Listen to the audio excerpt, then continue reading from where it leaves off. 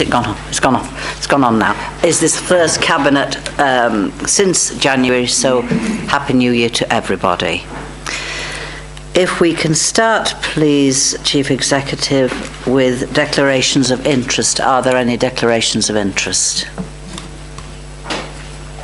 No declarations of interest. Thank you. Passing on to item 2, the confirmation of minutes of the meeting held on the 26th of November 2014. I would like to propose those. And I'm very happy to second them. Are we all in favour of those minutes, ladies and gentlemen? Thank you. Item number 3, urgent items. Do we have any urgent items, Chief Executive? No urgent items this evening, Chair. Thank you.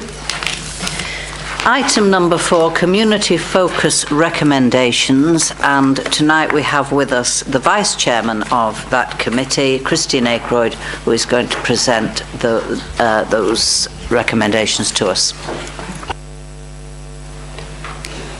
Good evening, Chair. The minutes of the Community Focus Scrutiny Committee held on the 4th of December 2014, we did have a public platform where Mrs Veronica MacDonald addressed the committee on item number 6. The committee went on to discuss in full the three items, and we asked Cabinet to consider that the recommendations as noted in the paper for each of the items that were resolved. Thank you, Councillor Aykroyd. That's it, is it? That's it. Thank you. Do we have any comments, colleagues? No, but I'm very happy to propose a recommendation. Thank you, Councillor Little, and I will second those recommendations. All in favour? Sorry, I'm sorry, I didn't see that. Did you wish to speak? It was just really, was there at any time on the investigation of a feasibility study on the arts collection? The recommendation for the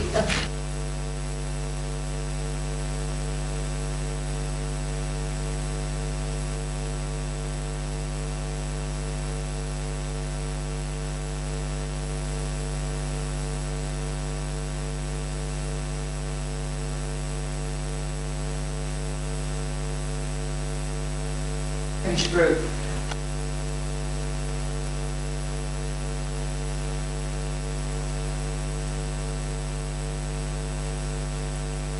Well, all will be revealed after the election, won't it? They may not be in a position to be in the new structure. Let's hope they are. Are you happy with that, Councillor Threlfall? Thank you, Councillor Aykroyd.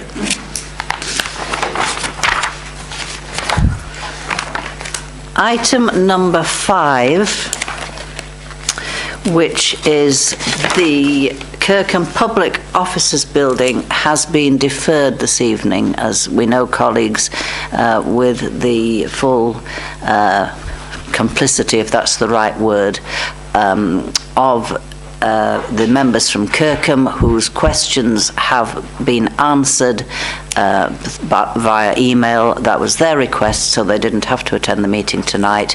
So that is being deferred until a future meeting to give us an opportunity to have further roundtable discussion with the organisations involved in the current use of that building. I therefore propose a deferral of item 5. Could I have a seconder, please? I'm very happy to second that. Are we all in favour? Thank you. Item number 6 is town centre regeneration, and Paul Drinnan is going to lead with Stephen Smith on this item, colleagues.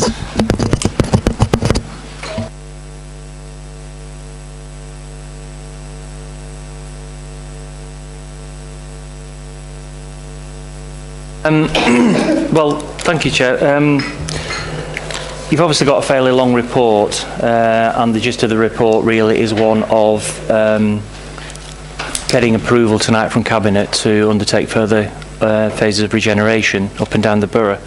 But we thought we'd take the opportunity while we were doing that and writing the report to just, if you like, summarise the regeneration effort really to date, because it's something that, coincidentally, the report we've been at for 15 years, believe it or not. It's actually 15 years in February since we started phase 1 of St Anne's Square. Seem to have been carrying out construction ever since, and if you accept the report tonight, we are in for the next chunk of that, as well as other schemes across the borough. So if you just bear with us, I'll just use these slides just to accompany the presentation. I think, as we've said, that the regeneration, as we call it, goes back actually probably more like 20 years now, before the regeneration team was formed. Nonetheless, there were some smaller regeneration schemes. This one in Lytham was done in about 1996-97, which was the pedestrianisation of Lytham Square, the removal of the old toilets and rerouting of traffic. And this was an initiative between Farnborough Council and Lytham St Anne's Civic Society, for those of you who recall. So the point really is that there have been schemes up and down for a long time, and there's another scheme at Freckleton which Freckleton Parish Council were very anxious to undertake once the bypass had gone in, and that was another successful scheme. The main effort really started in the late 1990s in St Anne's, and some of you may remember some of these images of St Anne's. Problems with vacant shops up and down the place, lack of business confidence, whole scale blocks actually, both ground floor and upper floors were vacant, and for a town as prosperous as St Anne's, this was a really worrying time. It was like a pole, where you had a sort of area almost of economic deprivation within an otherwise very prosperous town and borough. It was the buildings, it was the streets, fairly weary, hadn't seen a lot of investment over the years. And basically a strategy was created to bring about environmental improvements aimed at what we call the public realm, that's all the public spaces, improving the streets, and at the same time giving incentives to building owners to improve properties. And that was a sort of theory whereby it was felt that if we could incentivise businesses through improving the look of the town centre, then private sector development would follow. And I think one of the conclusions we would draw is that that largely has been the case. Although, of course, towns like St Anne's, Lytham and Kirkham are faced with a lot of competition, as we know. So the problem hasn't gone away, but the town centre is a lot more healthier than it was. So this was a phased approach where we pulled in significant grant aid from agencies like English Heritage, North West Development Agency and the Tourist Board. This was a scheme that was done in 2012 for the hosting of the Open Championship. And that's just another shot. And as I said, a lot of the effort was about building refurbishment, because although the town looked down at heel, underlying that was quite a strong architectural character. And in doing this, we were quite keen to bring back into use a lot of the upper floors which had been abandoned. So you'll find businesses there, apartments and so on, if you look around now. And the big thing was attracting private sector investment. And I think we've calculated since the regeneration effort started, in the region of £25 million has been attracted into St Anne's Town Centre. Just another example of the Travelodge scheme. A major part of that was partnership. I've said before on many occasions, without a true partnership arrangement, none of this would happen. A lot of the streets we've improved have necessarily involved working with private owners to secure land ownership and in some cases financial contributions. And when the St Anne's work started, a fairly strong partnership was set up which tried to encapsulate a number of the business interests and community interests in the town. And again, I think that's one of the success stories is the way that the community has supported the council and the council supported the community. Just a couple of other slides. That regeneration effort has been solely related to St Anne's. There have been initiatives in Kirkham where we've managed to secure grant aid for business improvements. That's the main street in Kirkham, where a paving scheme was undertaken in conjunction with Lancashire County Council. Scheme in Lytham, which was funded through the Booth Supermarket, with the objective there of trying to increase footfall between Booth Supermarket and Clifton Street, because that end of town was one that was struggling economically. But if you look now, it seems to be more vibrant, and I don't think we've any retail vacancies on Station Road. Another small scheme that was done for the Oatman in 2012. And at the other end of the spectrum, we from time to time have been asked to get involved with initiatives from parishes and villages. That's an example where we work with Ellswick Parish Council to do a small scheme in the village. Okay, Steve will just quickly talk about the economic impacts, and then I can just pop through the recommendations if that's all right. Good evening, councillors. I've only got 4 slides, and unfortunately mine are all text, so you can just listen to the story I tell you rather than look at them if you prefer. I have no pretty pictures for my bit. What I'm going to cover is a bit of a look to the future of how we deliver, how we propose to deliver these type of schemes and related works moving forward. Also some detail about how these things are achieved behind the scenes, which I think you'll find particularly pertinent to recommendations 1 and 2 tonight, to try and give you that a bit more of a flavour than what was written in the report, to explain why it is that we have a regeneration framework, what role it plays in the sort of the gap it fills between our local plan and potential SIL and things like that. So to start with, I think it's apparent from what Paul's mentioned that the works have had measurable impact over the many years that we've been doing these capital schemes. We've measured all the various economic impacts you would expect to see, and we have evidence and we can prove that these public realm investments do indeed lead to the job creation, the investment, the confidence, as well as the obvious improvements to pedestrian safety, a feeling of natural surveillance as more people use the public spaces. And then moving forward, of course, the Council adopted in 2012 the Economic Development Strategy, which formally included town centres as a key component of the Council's strategy. Previously, you would have had perhaps town-centric or area-specific policies, documents, proposals, whereas now it's one all-encompassing strategy which sets the framework within which we operate and provides the justification for much of what we do. Paul's outlined there our previous approach, sort of 2001 onwards, where we were very successful in obtaining grants, public funding, government funding through agencies. And what's happened most recently, as you're all aware, is a pretty marked change in the way government deals with economic development, deals with regional policy, regionalism, and funding schemes of this kind and this nature. So what we had filed was a successful track record in doing that, and then the tap was turned off. The supply route wasn't there for traditional capital grants, and this did happen around the Open Gulf in 2012. What we had to do was replace much of the funding we had sorted out with the North West Development Agency. We put a more comprehensive funding package together with Lancashire County Council, Paul alluded to the Tourist Board and other bodies. So realising that wouldn't be a successful route to long-term investment in town centres, what we were able to do, and Paul informs me reliably, we were the first authority in Lancashire. We pioneered an approach using the planning system. You're familiar with Section 106, but not just 106s.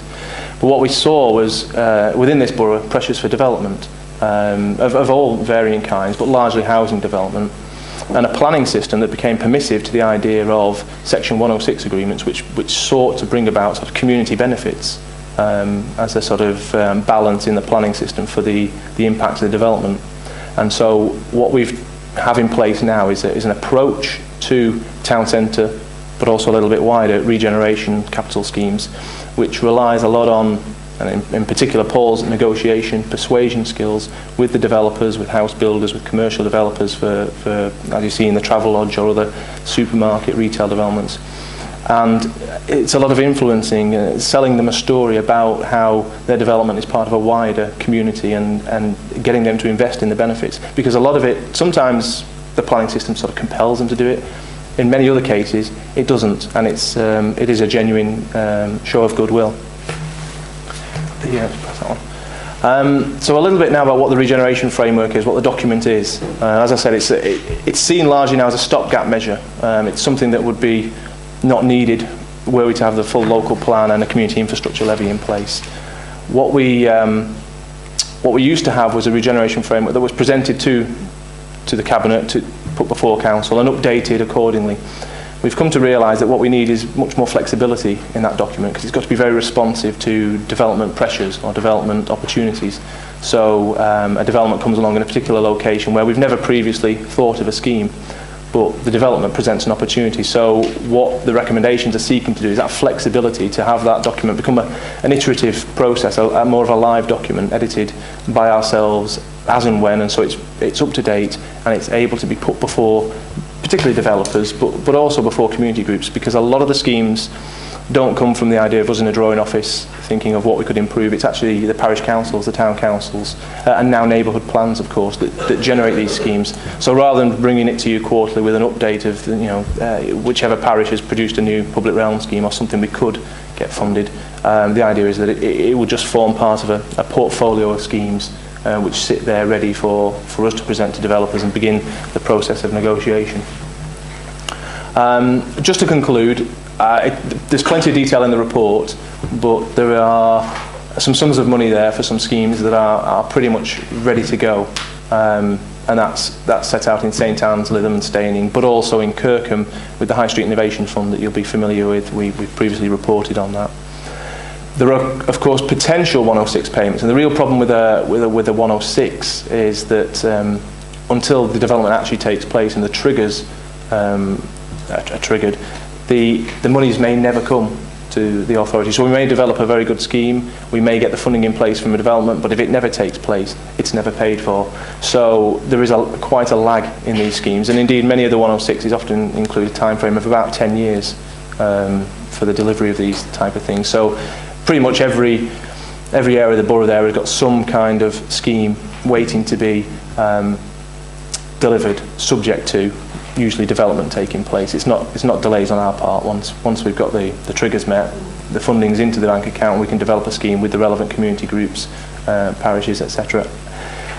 There is also particular problems with some of the schemes meeting legal tests. 106 isn't a panacea. It doesn't replace everything we used to do, everything we were able to achieve. So, in many cases, community aspiration goes unmet because developers don't say they don't need to, and other authorities, be it the Planning Inspectorate or likewise the Secretary of State, agree with that, and so it isn't the perfect solution. And one final thing, just to conclude on, is that although this report has looked at the history, the background to town centre regeneration, what's evolved from there is a process of funding capital schemes that we are now applying wider than just town centres. You've seen some of the slides in different areas, but in sort of ancillary, secondary shopping areas, retail areas, we're actually trying to take that approach much wider now throughout the whole planning system. There's a successful example of the Jubilee House development down Brondon Green, a coastal footpath there outside of a town centre. We're also looking towards areas like Whitehills, for example, a business park, and looking at the public realm in and around there, subject to certain applications coming in and suitable tests being met. But certainly the process becomes transferable and widens out from what was proven in town centres to be successful to other areas of the borough. Just very nearly there. Just on that current slide, Chair, it explains that at the moment there is 524,000, and you can add the 30,000 available in Kirkham, 554,000, which is, I guess, in the bank account of this council, ready to start to draw up schemes, with a large part of that, 350,000, secured as a result of the houses scheme. If I could just go through the recommendations, I don't know, Joe, whether you want me to just do them one block or one at a time, or I'm in your hands on that one. Would you like to do them one at a time? Sure. Yeah. I think we've covered most of the issues of it in the general presentation. Number one is our authorisation to upgrade the regeneration framework. So as schemes come forward, we can just, as officers, upgrade that to take account of schemes. An example of that is that in Wharton there is a neighbourhood plan. Wharton Neighbourhood Planning Group have asked us to assist, so it makes sense that if there's money likely to come forward as a result of 106 payments, that scheme goes in the regeneration framework. And that covers two, basically. In the case of St Anne's number 3, there is an appendix at number 1, which shows the next area for concentrated regeneration effort. Obviously, it's one of the few areas that have yet to be improved, so we're recommending that we look at that area. And in general discussions with the Chamber of Trade, for example, there seems to be broad public support for that. And number 4, what we're suggesting to get some money spent, if you like, we can commence on the Park Road St Anne's scheme. It's a fairly straightforward scheme, but we will be able to bring that forward, we're hoping, in spring, and if you like, an early win of the next phase. Number 5, that is agreement basically to allow us to spend £80,000 on Park Road. That's the approximate cost. It could be a little bit more, it could be a little bit less, depending on the actual scheme as it's finalised, but basically we think 80,000 will cover it, and we're asking for authorisation to spend that. Number 6, if you approve this tonight, we will open up discussions with property owners on Park Road, and although the scheme is shown on the agenda paper, we're basically asking if there are any tweaks to carry out to that scheme, you authorise that. This is a process we've followed before, for example, at Woodlands Road. Number 7, that the zoning plan for Kirkham be agreed, which, as you will see, breaks the main street down into zones for regeneration. Number 8, there is in Lytham, there is £130,000 available to look at Park Street and Balham Road, and we're asking that we be authorised to undertake design work in due course. Number 9, basically that's to get authorisation to assist as resources allow, the usual caveat, to help and assist parish councils and community bodies with design process and procedures, often with us there to give a guiding hand rather than do the design work for them. Number 10, we have worked very successfully with Lytham, we have as well with Lytham, but with Lancashire County Council in terms of procuring the works. I think we've got very, very good value for money, and in working with Lancashire County Council, it enables us to cut costs and to make sure that we make full use of county's procurement procedures. So when we're ordering things like street lights, we can get a discount on kit and so on and so forth. That's proved very helpful. And that's it. Number 11, that's just something that Mr. Walker's insisted we put in, that basically the funding we're asking to spend be incorporated in the council's capital programme for the forthcoming year, so it's all above board. That's it. Sorry to Thank you. give you that background, just to explain where we've come from and where we are at this precise moment in time. Thank you, Paul. That's absolutely fine and very informative. Thank you, Stephen, as well for that. I've got one councillor who would like to speak. Just before that, I would like to just comment, looking particularly at the slides that were shown. We all hark back to the good old days and how much better things were in the good old days. But those slides, particularly of, I know slides is a bit of an anachronism, but you know what I mean, particularly of St Anne's, in which I've lived all my life, it just brings home the fact that sometimes we really do look at the past with rose-tinted spectacles, because looking back to the start of the regeneration, there really were some grot spots in St Anne's which are so much better now, and that's thanks to the work of the regeneration team. And I would like to publicly and on record praise the work of the regeneration team this evening. And I'm sure my colleagues will support me in that. Councillor Little. You've just taken the wind out my sails, because that's exactly what I was going to say. You know, as you can tell from my accent, I'm not from round here, and you do get used to your surroundings. I've been here over 20 years, and you forget the good work that's gone on until you see it like that, and you think, gosh, yes, that looks really good. And I've passed a note to the chair saying that I love your passion. I think it's brilliant what you're doing, and you are to be applauded. I put on Sorcerer's Apprentice, I think, didn't I? Saying but it really is good, and it's very well done, and I thank you as well. Thank you, Councillor Little. Councillor Threlfall.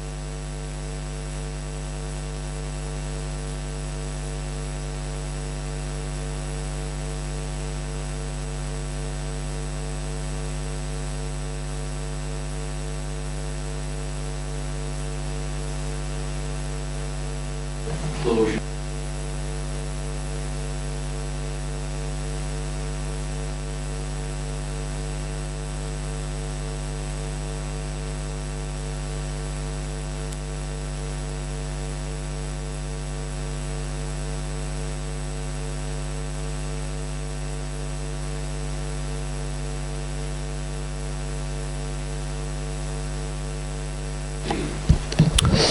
Thank you, Councillor. Yeah, I'll try my best there to answer that one. The work of the economic development strategy looked in depth at the town centres and the issues they had.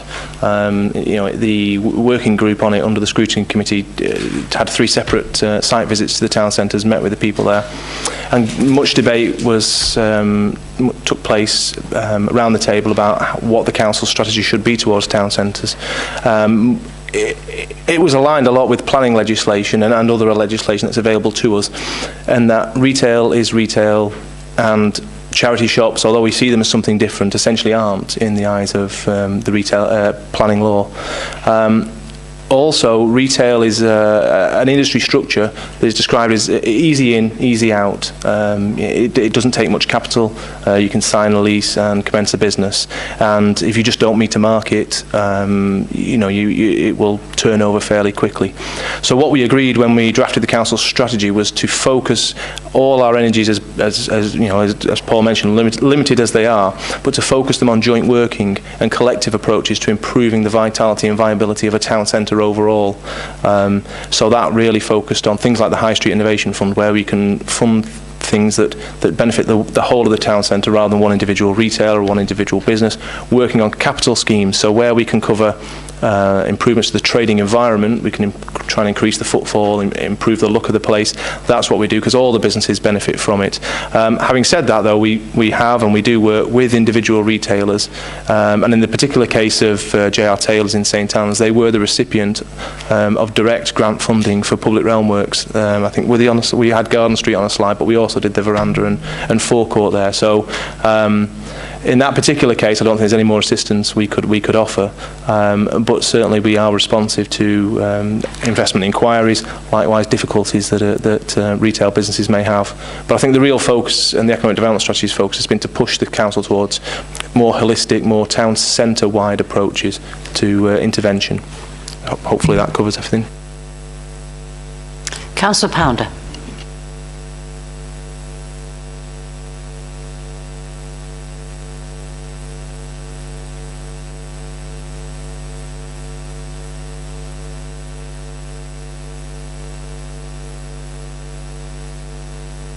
I think what we need to go back to is that in the last 3 months, this area has been voted one of the 3rd best in the country as a place to live.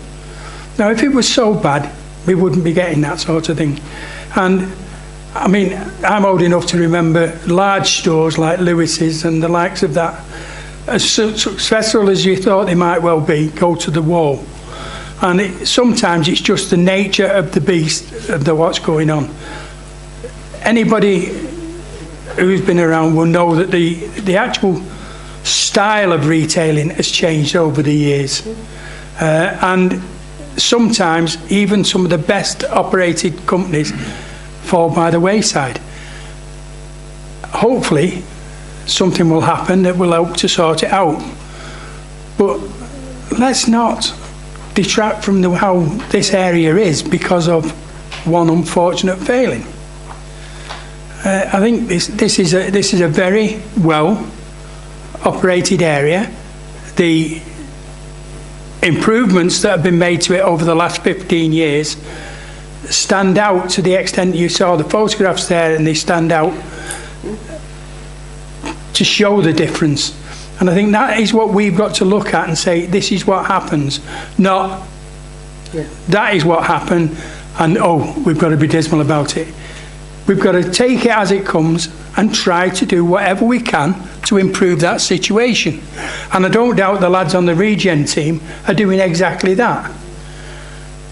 You know, but, you know, when somebody the size of J.R. Taylor's talks about going to the wall, then we all have to sit back and think what is changing, what needs to go on. Not just say, oh, it's closed because of that. There's a lot of others. And then to come back to the charity shops, which Tommy mentioned, most of them charity shops are only charity shops in name only. They rent the space because it's good business policy to actually rent the shops. They don't get it because it's rates free or anything. It's a business concern of theirs to actually rent the property because they can get good money income out of it. Thank you, Councillor Pounder. I think we need to be careful when we're talking about charity shops and shop closures, which really have nothing or very little to do with the local authority. Personally, I would rather see a charity shop than an empty shop. And the proliferation of charity shops, they do get a lower business rate, as we know. One of the reasons why we have problems filling the shops in the square, as you all will realise, is the rents. The landlords charge very high rents for the shop units in the town, and together with the business rate, which we are not responsible for, sometimes private businesses find it difficult, they struggle. We have had 2 new businesses open in Garden Street in the run-up to Christmas. So that's a sign of regeneration as well. So I really I wouldn't want the message to be going out from this council, a message of doom and gloom. We must be positive. I, as a St Anne's councillor, am positive, and I'm really pleased about the Park Road regeneration, which is town centre St Anne's, and we're looking at other areas as has been mentioned. Any other comments on this item, colleagues? Okay, well, I would like to propose this, and in doing so, I would just like to comment that the item is good news as it demonstrates our commitment to ensure that the impacts of development are mitigated against. The work of the Planning and Regeneration Service in pushing for these improvements is to be commended, and we will deliver regeneration improvements that residents and visitors will benefit from. It is worth stressing also that these schemes are fully funded externally, and I'd particularly like to thank Paul Drinnan, Stephen Smith and the captain of the ship, Paul Walker, for all their efforts in this connection. Do I have a seconder, please? Yeah, I am very happy to second that, and that paragraph, yes, most definitely. Well done. Thank you, Councillor Little. Thank you, gentlemen. You're leaving us now? Voting. Yes. Vote. I have this thing about the vote. Can all those in favour, please? Thank you. Thank you for attending. Passing on to item number 7, which is car parking filed residence permit scheme review, and Mr. Walker is going to present this item.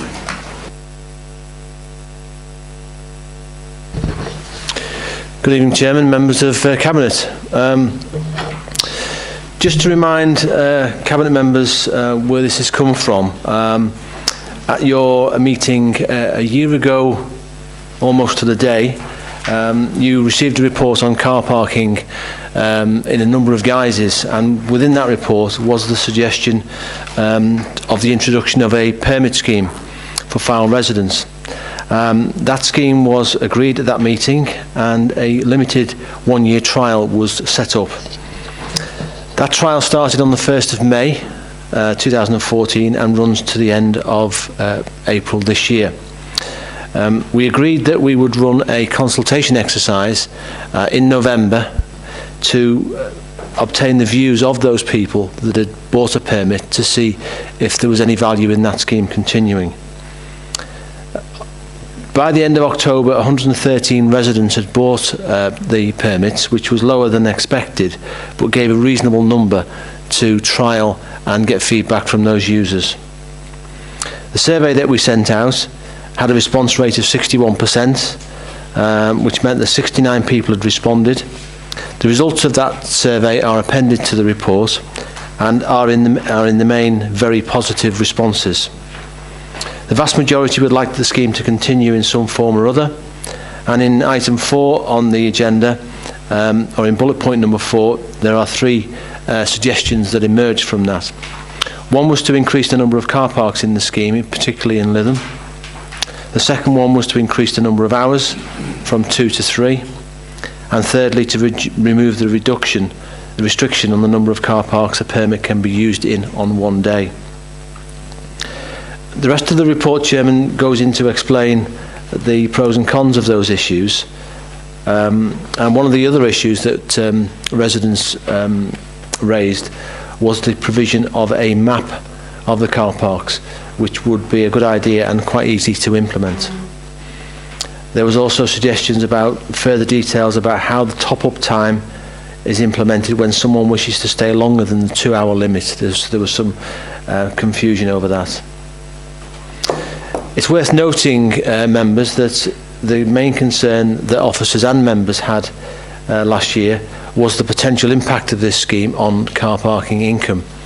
As you'll be well aware, car parking income brings in excess of £500,000 to this council, which is a considerable sum of money which helps to deliver and support local services.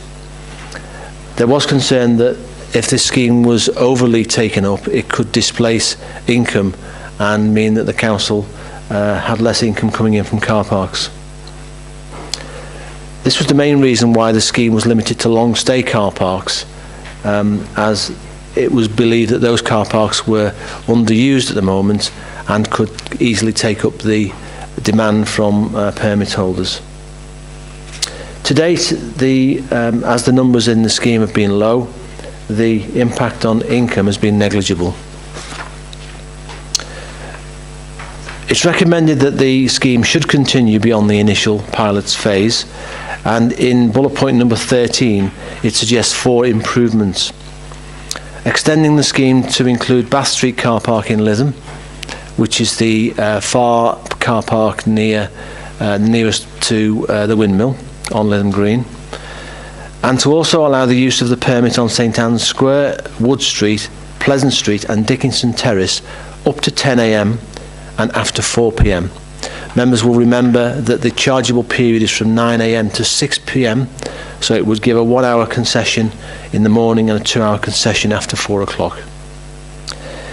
The second point was the inclusion of a map showing the location of car parks within the scheme, further details on how to provide top-up payments, and finally to improve advertising to promote the scheme further. It's recommended that all other conditions of the scheme remain the same. Chairman, it's believed that should numbers raise above the 1,000 barrier, that it's recommended that the permit is reviewed again following the annual renewal date after passing this threshold. I'll take any questions. Thank you, Mr. Walker. Any questions, colleagues?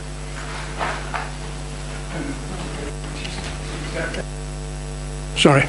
I think it's just a good news situation. It's one thing that everybody's always wanting was more free parking or cheap parking. I think, and this goes some way towards that. It's not an answer to everything, but it does go a long way towards it. And now we've added some of the extra car parks into it, it gives it a lot more bite. And I think with further advertising, I think people will find the benefit of it. I mean, as it stands now, it's got to be used 12 times a year to pay for itself. Now, anybody who's coming into the towns, either towns, to do shopping, 12 times is not a lot. You could do that in the first month. So, you know, there is a benefit of it. Again, at the end of the day, what we've got to be careful of is that we don't lose too much income as a result of doing this. So I'm quite happy, and I will propose the recommendations as laid out. Thank you, Councillor Pounder. Before we actually go to the proposing and seconding, we do have other speakers. Councillor Little. Thank you. Although there's only 3 people took up from the council tax bill insert, is that right in the report? There's only, are we planning to send it out with the council tax again this year? Where is that in the report? Page 46. Appendix 2, is it? Which number bullet point? Sorry, page 46. It was results Box at the of top left. Oh, yes. results of the survey. Yes. The council tax insert is obviously a free option that we can exercise should we manage to get the advert out at the right time. And that was one we took. And yes, it's disappointing that it's a low figure, but as the results show, the biggest impact came from the local paper, and to run a story through the local paper. And there was actually an item on BBC Radio Lancashire at the time as well. So it's a question of using a variety of sources. Yes. So can we still use an insert in the council tax? Yes. Yeah, right, thank you. Another bite to the cherry. Thank you. I have to admit that last year when we introduced this scheme, I was a bit cynical about it, and the reason for that was because of the non-inclusion of some of the car parks right within the town centres. But I'm delighted that I was proved wrong and that the trial scheme was a success, and that the scheme is now new, improved, better for customers, and hopefully more income for Falborough Council. So we have... Do you want to speak, Councillor Toffel? No. I thought you were kind of semi-gesturing at me. We have a proposer in Councillor Pounder. Do we have a seconder for these recommendations? That's what you wanted to say. Thank you very much. Can we vote on that, please, ladies and gentlemen? Thank you. That is carried. So, carrying on, this is in good theatrical tradition here. There's a good link here. Item number 8, we're still with car parking, and it's a review of the Stanner Bank car park management, and Mr. Walker hasn't had to move an inch to introduce his next item. Thank you. Thank you, Chairman. At the same time, when you considered the report last January, one of the measures within that report that you wanted officers to look further at was the use of ANPR enforcement cameras. These are automatic number plate recognition cameras, and many people will see them on a number of situations now in this modern world, certainly on the streets and on the highway, and you will find these on some car parks. Those car parks tend to be privately operated car parks, whereby as you drive on, the camera recognises your number plate and you need to make a corresponding payment against that number plate in the machine in order to avoid a penalty. In this regard, this is looking at the Stanner Bank car park, this report. The report sets out the usage of that car park, and there are over 8,000 vehicles per year pay to park on that car park, which brings in an income of just under £17,000. Many members will be aware of the enforcement deficiencies on that car park, in that it's probably the only car park that the council operates whereby a number of users stay with their vehicles whilst they park. In all other cases, you would park your car to go to a destination, whereas Stanner Bank is a destination in itself for many people. And you only have to observe the fact that people will go on there, maybe take some sandwiches or a drink, sit there, look at the view, and then drive off. And in many cases feel perhaps that payment is not necessary because they're staying with the vehicle. Since April 2014, there's been a new tariff in place which now introduces a 1 hour charge. So that is still in its first year and still in its infancy, but that was intended to encourage people who may be put off by a 2 hour payment. It's obviously been considered for some time. There's been an issue of enforcement on Stanner Bank car park due to numbers of people not paying due to its unique location. The next section of the report, Chairman, deals with the legal issues around ANPR. As I've explained, it is a camera system used to recognise the number plates on vehicles. The present government has consistently and robustly opposed the use of ANPR and other CCTV systems as an enforcement tool for parking by local authorities. And the Secretary of State for Communities and Local Government has been particularly strong in his views on why he feels that local authorities should not rely on this to generate income. To date, no ANPR camera technology has been approved for use by local authorities on public off-street car parks. It's only approved for use by on-street contraventions. There is also the Surveillance Code of Practice, which applies to local authority use of CCTV, which includes the use of ANPR. And it allows the councils to legitimately use CCTV for certain circumstances, which is set out in paragraph 5, but those purposes do not include the protection of the council's revenues. The council must have regard to this code when exercising any of its functions. Between December 2013 and February 14, the Department of Communities and Local Government launched a public consultation on a raft of changes to parking regulations, and this included contemplated restricting or even removing the ability to use CCTV for parking enforcement. The report sets out or provides a link to the government's response to this consultation, which was published last June. And the government indicated its intention to restrict the use of ANPR to a very limited number of scenarios. And this was in particular around schools, bus lanes and bus stops and red routes, and is not to be used for any other purposes. And there's a quote, Chairman, in section 6 of the report from the Parliamentary Under Secretary of Transport, where he made it very clear at a conference last June. The same Parliamentary Under Secretary wrote to local authority parking managers in September last year to make it very clear where some of the local authorities were considering changing their parking enforcement framework to allow the use of CCTV. His letter is attached to Appendix 2. The conclusion, Chairman, that in light of the government's position, it is not recommended that ANPR is pursued.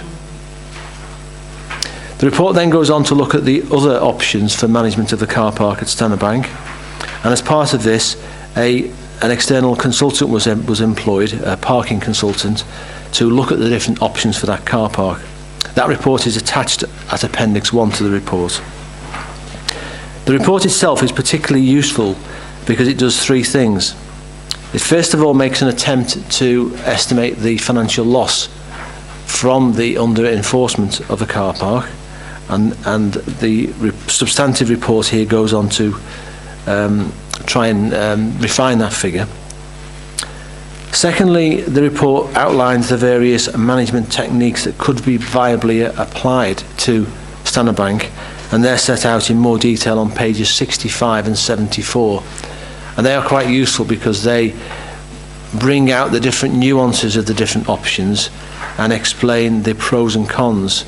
And just one issue which is worth stressing is that if a barrier system was introduced, it would require a reconfiguration of the car park entrance. At the moment, disabled car park users park for free at two locations, one near the Stanner Bank kiosk and one at the far end, which allows disabled car drivers to get a good view of the estuary from the far end and to access the services there. If a barrier system was implemented, then the barrier would have to be moved back from the entrance as a concession to allow disabled drivers to park for free. It wouldn't therefore allow disabled drivers to park at the far end of the car park. And it's important issues like that that are set out on pages 65 to 74 of that report. And finally, the Alpha Parking report makes an attempt at some possible costs associated with each technology. Turning to the substantive report, section 13 makes an attempt to analyse the underpayment by users of the car park. And using some surveys in August, September and November, figure 1 tries to estimate the amount of the percentages of time that occur at different times of the year of underpayment. Has to be stressed, these are only a snapshot of time, and what it does, it allows us then in figure 2 to make a financial estimate at what that underpayment could be. And from that very broad estimate, it's estimated, Chairman, that there is about £17,000 underpayment on the car park, which roughly equates to what the car park currently achieves.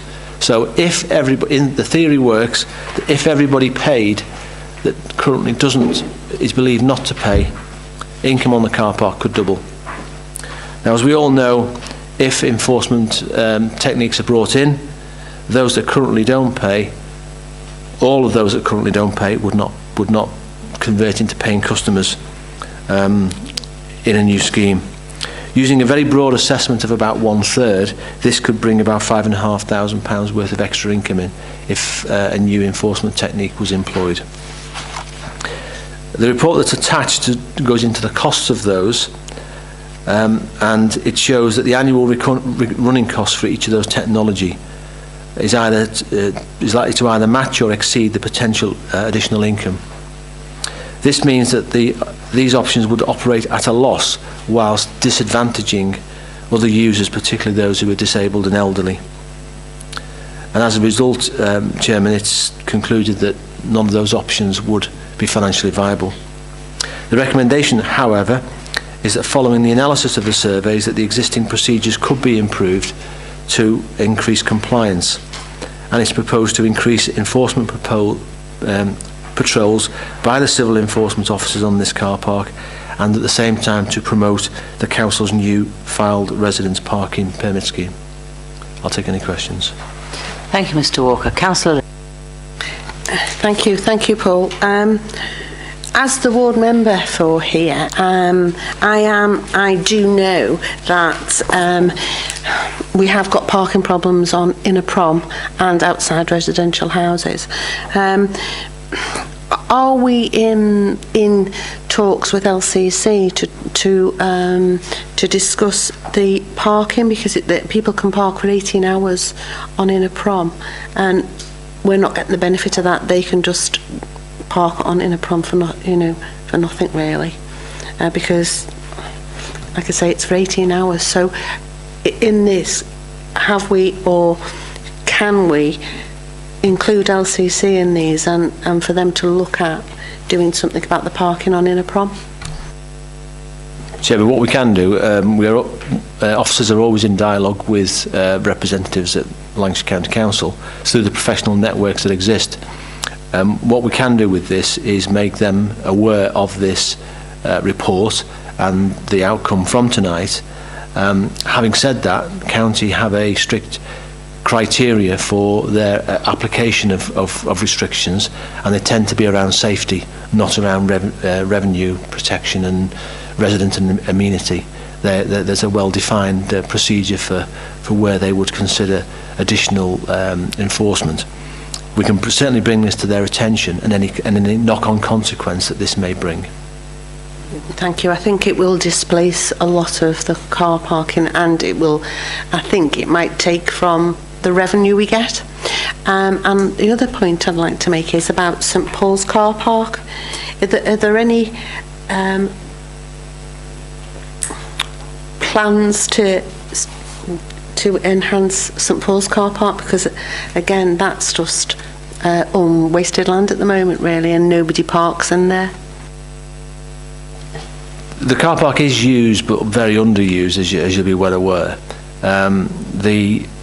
There's no proposals to change the current management of that, and anything long term I think would have to come out of the Fairhaven master plan, and whatever that dictated that particular part of the site needed. Are there any other questions, colleagues? Not so much a question as just a comment. It's disappointing that some of the other methods of control we're not allowed to use. And we're effectively left in the hands of the general public to do what they're supposed to do. all we can do really is encourage people to take up our residence permit, which will include them being able to use Stanner Bank without any problems. The same with St Paul's and that. So it comes back now to once he's establishing this residence permit and the benefits that the residence permit will carry with it. Thank you. Do I have a proposer for these recommendations? I'm happy to propose these recommendations. And I'm very happy to second it. Thank you. All those in favour? Thank you. Item 9, Snowdon Road Parks Depot.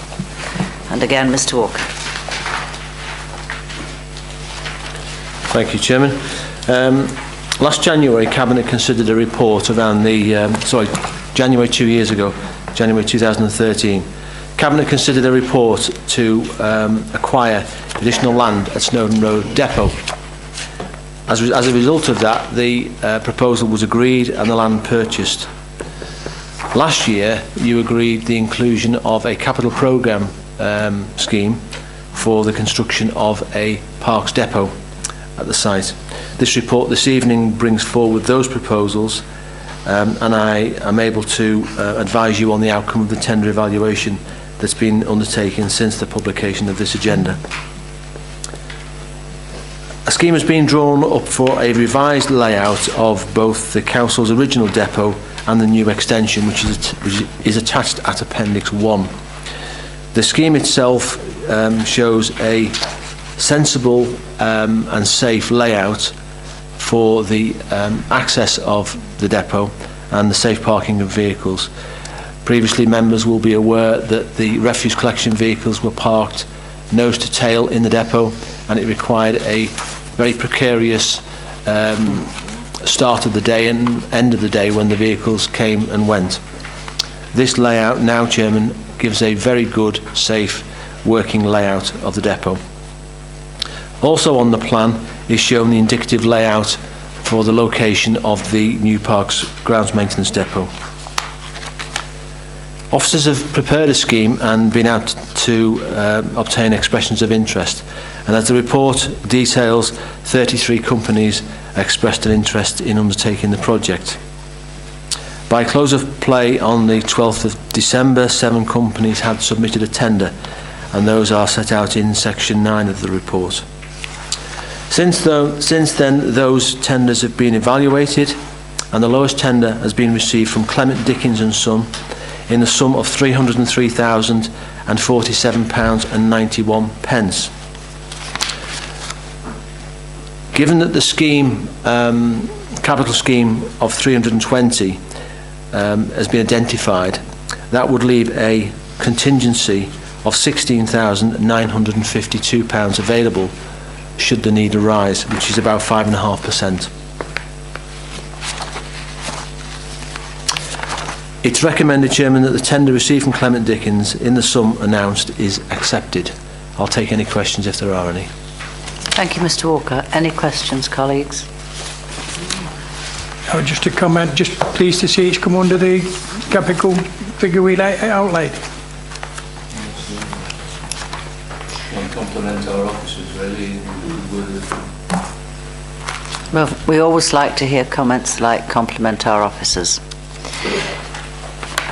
So, ladies and gentlemen, well, lady and gentlemen, it is really, isn't it? I would like to propose the recommendations on this item number 9. Do I have a seconder, please? Thank you. Are we all in favour? Great. Thank you very much. Item number 10, the establishment of a combined authority for Lancashire, and the Chief Exec is going to introduce this item. Thank you, Chair. Prior to Christmas, Lancashire County Council triggered off a number of discussions over the establishment of a combined authority. for the Lancashire area. There have been subsequent discussions that may also include Cumbria. The report before you tonight outlines the ideas and issues that have been discussed to date and proposes that we continue with these discussions along with all the other districts and the 2 unitaries across Lancashire. The report primarily is for an information item, but it ensures that the discussions that are taking place and the issues that are being discussed are open and transparent, and all members are aware of the ideas that are currently being proposed. The concept of a combined authority is currently in fashion. Greater Manchester has recently set one up, and several others are in the process of being set up. The idea is to have a regional footprint and a regional voice so that devolved powers and devolved funding can come through that format. The indication is that central government, regardless of how central government looks after May 2015, is going to favour this structure in terms of devolving both powers and funding. Appendix 1 includes a number of the issues that are being discussed. At this moment in time, there is no proposal in place. There is no criteria and no requirements for membership. All those issues are still being discussed across Lancashire. The recommendation from this report is that Cabinet approve that the Council participates in the review of governance arrangements and discussions towards the establishment of a combined authority for Lancashire. I'll take any questions on the subject. Thank you, Alan. Councillor Little has indicated she would like to raise a question. Am I right in thinking we're the first council to discuss this as an agenda item? I couldn't say for certain, but I'm not aware that any other council in Lancashire this close to post-Christmas has had the opportunity to have a meeting at which they put this on the agenda. I am aware that a number of councils across Lancashire are choosing to leave it off a committee agenda until there are firm proposals in place. As I said, we want the information to be open and transparent so that all elected members are aware of the issues and ideas being discussed. Thank you. Open and transparency, that's what I wanted to hear. Thank you. Any other questions about the combined authority? Colleagues? Okay, if not, it gives me, it's fallen to my lot to propose this tonight. I would stress the fact that it is just to keep us at the table where we need to be. We need to know what's going on. It doesn't tie us into anything. Appendix 1 of the report is very helpful. I found it very useful, although I have been to meetings at LCC about this, but it kind of underlines very simply what it can be and what it definitely won't be, and I found that extremely useful. So I would like to propose item 10 on tonight's agenda. Do I have a seconder, please? Again, I'm happy to second. Well, it's quality, not quantity tonight, isn't it? Because we have a few. Thank you, Councillor Little. Are we all in favour, please, of this item? Great. Thank you, and I think that brings us to item 11, which is the exclusion of the public, because we have an excluded item to discuss as the final item. So can I propose the exclusion of the public, and can I have a seconder for the exclusion? Again, I'm happy to second that exclusion. Thank you.